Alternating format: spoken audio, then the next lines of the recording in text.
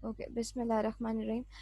Okay, so this is the view from our last lecture in which हम लोगों ने इस काम स्टार्ट किया था जिसमें हम लोग देख रहे थे टारगेट हमारा क्या था। अब हम रेगुलर एक्सप्रेशन पे पहुंच चुके थे और हमने रेगुलर एक्सप्रेशन और फाइनाइट ऑटोमेटा की कन्वर्जन हम लोग देख रहे थे।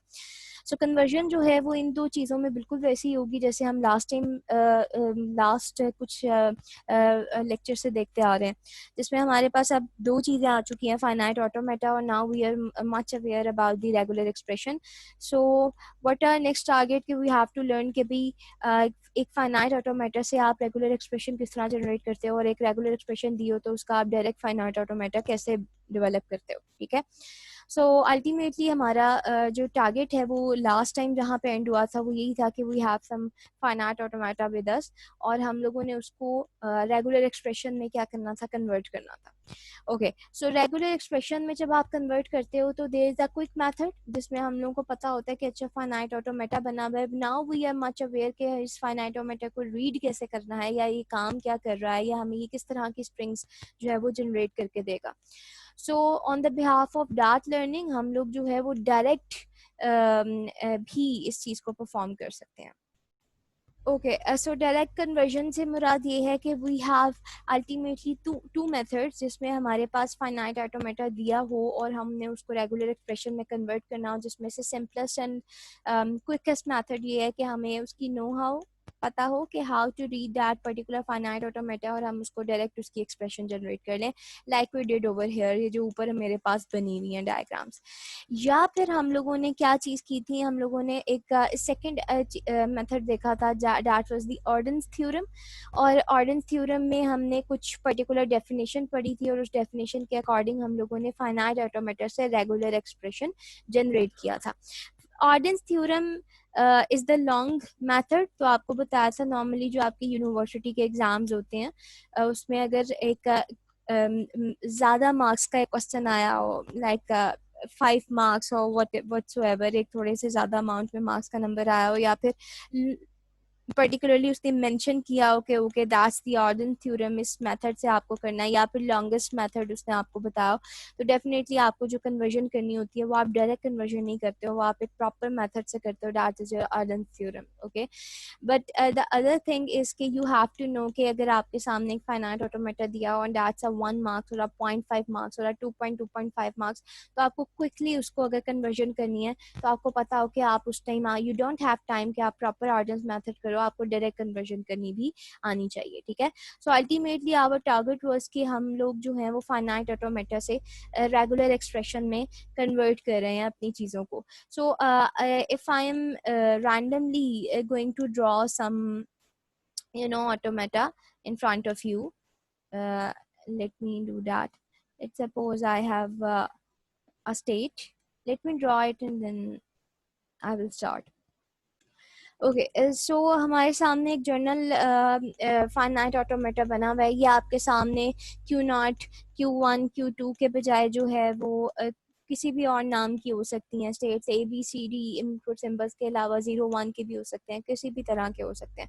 सो ultimately the first point is कि यू हैव टू रिमेंबर कि you have to travel from the initial to final state. Okay, अगर जब भी आपने इसको रीड करना है आपने देखना है कि अच्छा मेरी इनिशियल स्टेट कहाँ से शुरू हो रही है और मैं फाइनल स्टेट तक बढ़ते बढ़ते किन चीज़ों को रीड करते हुए हम जा रहे हैं, उन सारों को आपने कैप्चर करने की कोशिश करनी है। ठीक है, अगर इस पर्टिकुलर डायग्राम के हवाले से देखें तो ओवर हेयर आप यहाँ पर देख रहे होंगे कि आपकी फाइनल और इनिशियल दोनों स्टेट्स जो हैं वो एक जैसी हैं।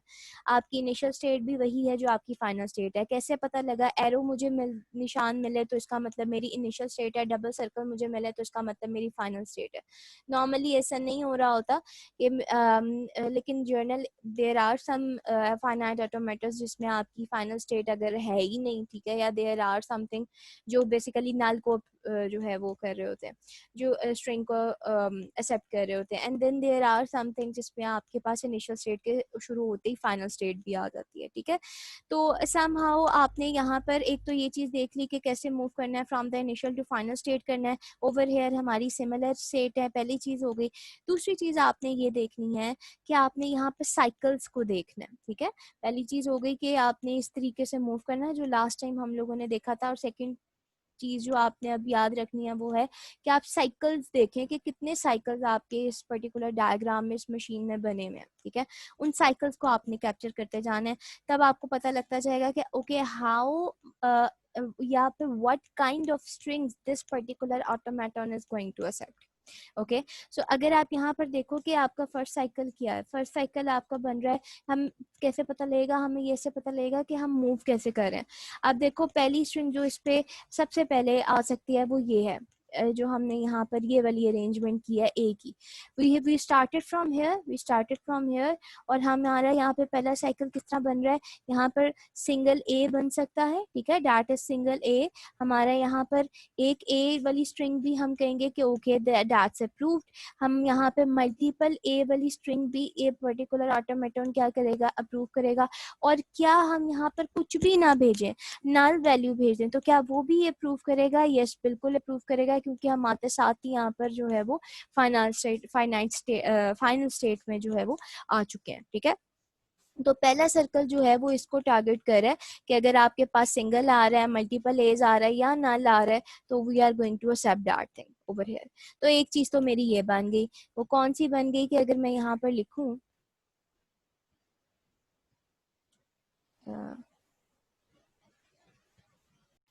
यहाँ पर अगर हम लिखें तो first thing what we have accepted that is A. इसके बाद हमने देखना है ना और कौन से सर्कल्स हमारे पास बन रहे हैं।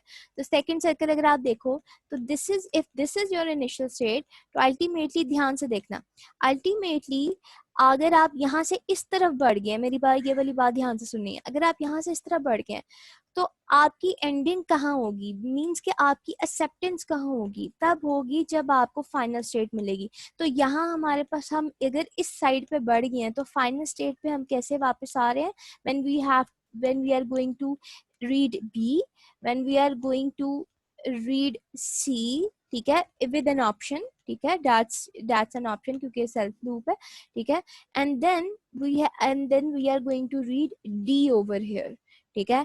तो इफ अगर हमने ये वाली स्ट्रिंग, ये वाला जो सीक्वेंस है, ये सर्कल पूरा कर लिया, तो from here we are coming back to the final state, which means we are going to accept that string, ठीक है। तो अगर आपने एक तो आपके पास ये साइकिल हो गया, सॉरी, और दूसरा जो साइकिल आपका है वो ये वाला हो गया। अब ये वाला साइकिल आपको क्या कहता है कि जब तुम मुझे बी दोगे, उसके बाद क्या सी मिलना इम्पोर्टेंट है, सी सेल्फ लूप है, सी नहीं भी हो सकता, सी हो भी सकता है, और सी जितना मर्जी हो सकता है, ठीक है ना, क्योंकि यहाँ पर तो हम सेल्फ लूप ले रहे हैं, ठीक हो गया। तो over here when you have read B, तो आप यहाँ पर एक दफा सी भी लिख सकते हैं, और आप यहाँ पे मल्टीपल टाइम सी भी लिख सकते हैं, which is going to be donated as static, ठीक है। और फिर उसके बाद ultimately it's an important thing कि you have to target the D, ठीक है। जब डी आपको मिल जाएगा तो डी के बाद आप कहते हो कि okay now we are going to our final state, ठीक है। So this was the thing. अब ये मेरे पास क्या शो करवा रहा है, ये मेरे पास फर्स्ट साइकिल शो करवा रहा है जो कि ए को रिप्रेजेंट कर रहा है। ए आपके पास चाहे ए को मल्टीपल हो, जितने मर्जी हो, या हो ही ना तो भी एक्सेप्टेड है, या एक आपके पास ऐसी स्ट्रिंग आ जाए जो ए से शुरू ना हो रही हो, आपकी बी से शुरू हो, बट बी का सीक्वेंस जो है ना वो कुछ ऐसा होगा कि बी आने के बाद लाजमी है कि बी से शुरू हो, ठीक है, क्योंकि ये एक साइकिल यहाँ की तरफ बढ़ रहा है ना, या अगर आप देखो तो यहाँ की तरफ बढ़ रहा है, और ओवर हियर इस स्टेट में आपको सी का लूप मिल रहा है। तो it's a choice for you guys कि आपके पास यहाँ पर मल्टीपल टाइम सी भी आ सकता है, या फिर ना आए, या एक दफा आए, and then ultimately you have to get the D to get over here towards your final state, ठीक है।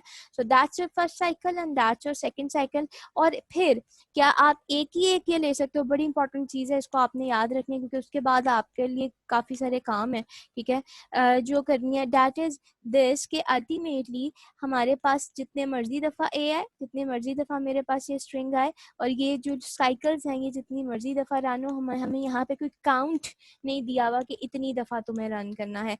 तो we are going to include it in the parenthesis, and then with the static we are saying कि चाहिए जितने मर्जी particular sequence आ जाए, we don't have any care. दो ऑप्शंस हैं हमारे पास यहाँ पर इसमें, या तो आपके पास ए में आप लूप करते रहो ओवर हेयर, आप ए में लूप करते रहो इन योर फर्स्ट साइकिल, ठीक है, या फिर बी और सी के साथ वापस आप किस में आ जाओ, डी पे आ जाओ, एक ही ऑप्शन है, या फिर बी और सी को छोड़कर आप कहाँ पर आ जाओ, डी पे आ जाओ, आपके पास ये ऑप्शन है, ठीक है। तो टोटल पे स्टार लगाना यहाँ पे ज़रूरी है, टोटल पे स्टार लगाना भी यहाँ पर ज़रूरी है। अगर आप नहीं लगाओगे तो आप शो करवा रहे हो कि ओके सिर्फ एक सिंगल ए आ सकता है या फिर एक sequence of B C D आ सकता है, इसके अलावा और कुछ नहीं आएगा। लेकिन टोटल पे स्टार लगाने का मतलब है कि there is no numbering in both cycles, how many times, जितनी दफ़ा भी एक पर्टिकुलर इनपुट आ सकती है उसको ये मैप करेगा। Now we are going to move towards your question and answers. Hopefully आपको ये चीज़ समझ आ गई होगी।